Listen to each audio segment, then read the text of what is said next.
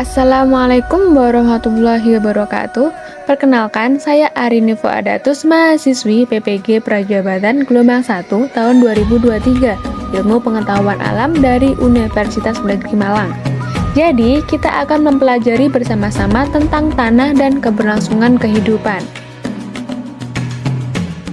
Pernahkah kalian bermain ke wisata Pasar Apung di Batu Malang? Lalu, apakah rumah kalian juga mengapung di air? Kalian mungkin menjawab tidak. Sebagian besar rumah kita memang berada di atas tanah, bukan air. Sekolah, rumah sakit, dan jalan raya juga dibangun di atas tanah. Di kelas 7, kalian tentunya pernah mempelajari tentang struktur dan lapisan bumi. Lapisan yang paling atas adalah kerak bumi, dan tanah adalah bagian dari kerak bumi. Tanah sendiri sebenarnya terdiri dari beberapa lapisan atau horizon. Horizon A letaknya paling atas, mengandung mineral, zat organik, dan organisme tanah. Horizon B mengandung lebih sedikit zat organik daripada horizon A. Horizon C tersusun dari bebatuan yang menyediakan mineral bagi lapisan tanah di atasnya.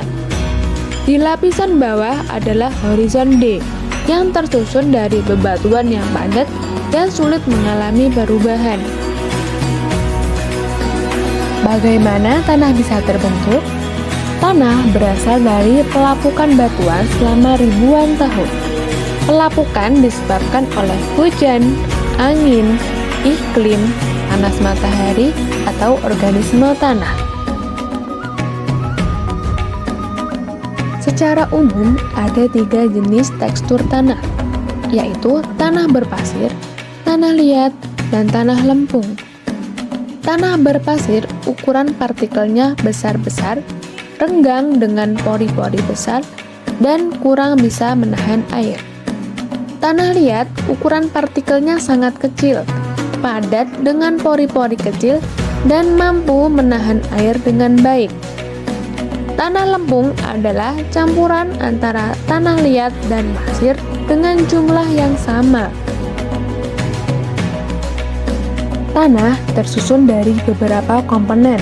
Ada batuan padat yang terbentuk secara alami, udara di antara rongga-rongga tanah, humus yang subur karena mengandung zat hara, air yang menjaga kelembapan tanah, dan berbagai organisme tanah. Seperti dibahas di awal, tanah dijadikan tempat untuk membangun rumah dan jalanan. Bukan hanya itu, tanah memiliki banyak manfaat lainnya, seperti penyedia keperluan manusia. Tanah mengandung logam, batu bara, dan minyak bumi yang bisa ditambang oleh manusia. Hasil tambang tersebut nantinya digunakan sebagai bahan bangunan atau bahan bakar. Untuk jenis tanah liat, bisa dipakai untuk membuat gerabah atau keramik, genteng, dan batu bata. Penyedia dan penyaring air. Tanah juga berperan dalam siklus air sebagai penyaring air yang meresap ke dalam tanah. Air tanah yang tersimpan dapat dimanfaatkan manusia sebagai sumber air bersih. Air tanah juga diserap oleh tumbuhan untuk proses fotosintesis.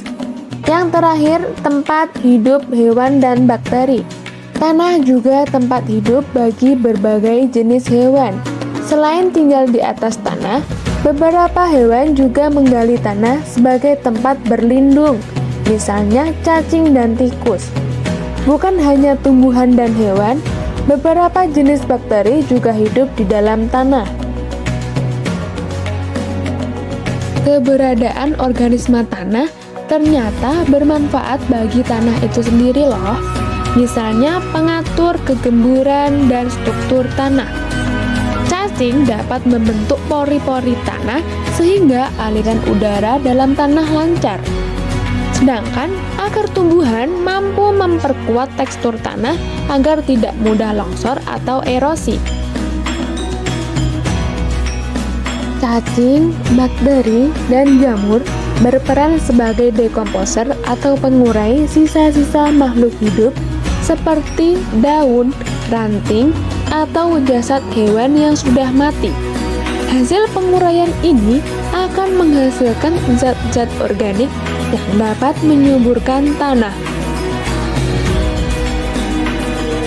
Fungsi organisme tanah lainnya adalah sebagai pereaksi kimia dalam tanah. Contohnya, bakteri Rhizobium sp merupakan bakteri fiksasi nitrogen, yaitu mengubah nitrogen dari atmosfer menjadi amonia yang dapat dimanfaatkan oleh tanaman. Bakteri mendapatkan sumber karbon dari tanaman, sementara tanaman mendapatkan suplai nitrogen dari bakteri. Jamur membantu tanaman dalam menyerap zat hara, terutama fosfat dari tanah. Sedangkan tanaman menyediakan karbohidrat dan nutrisi lain yang dibutuhkan oleh jamur. Jamur mikorhiza memperluas benang hifa atau benang jamur yang dapat menjangkau area tanah yang lebih luas daripada akar tanah. Wah, ternyata tanah punya banyak komponen dan manfaat untuk kita ya. Karena itu, kita harus bersyukur dan selalu menjaga tanah agar tidak tercemar. Caranya, dengan reboisasi dan terasering pada lahan miring untuk mengurangi erosi. Erosi dapat dicegah dengan reboisasi untuk menahan air hujan dan mengikat partikel tanah dengan akarnya, serta teknik terasering pada lahan miring untuk mengurangi panjang lereng, memperlambat aliran air, dan memungkinkan penyerapan air. Mengurangi penggunaan pupuk kimia. Pupuk kimia yang berasal dari bahan anorganik dapat meningkatkan hasil pertanian, tetapi penggunaannya yang berlebihan dapat mengakumulasi zat anorganik di dalam tanah, menyebabkan kematian organisme dan mengurangi kesuburan tanah. Salah satu upaya menjaga kelestarian tanah adalah dengan mengurangi penggunaan pupuk kimia dan menggantinya dengan pupuk anorganik yang berasal dari pelapukan sisa-sisa makhluk hidup dan bahan organik lainnya. Penggunaan tanah yang tepat untuk pertanian monokultur. Pertanian monokultur adalah penanaman satu jenis tanaman secara terus-menerus pada lahan yang sama, yang dapat mengurangi kesuburan tanah dan keanekaragaman hayati termasuk mikroorganisme. Untuk menanggulanginya, dilakukan pergiliran jenis tanaman yang ditanam, seperti pada musim hujan ditanami padi, dan pada musim kemarau ditanami tanaman palawija atau kacang-kacangan. Yang terakhir adalah daur ulang sampah yang sulit terurai. Sampah organik mudah diuraikan organisme, sedangkan sampah anorganik seperti plastik dan logam sulit terurai sehingga dapat merusak struktur dan kesuburan tanah. Upaya penanggulangannya adalah dengan melakukan 3R. Reduce, mengurangi penggunaan bahan anorganik; reuse, menggunakan kembali bahan anorganik; dan recycle, mendaur ulang bahan anorganik menjadi kerajinan.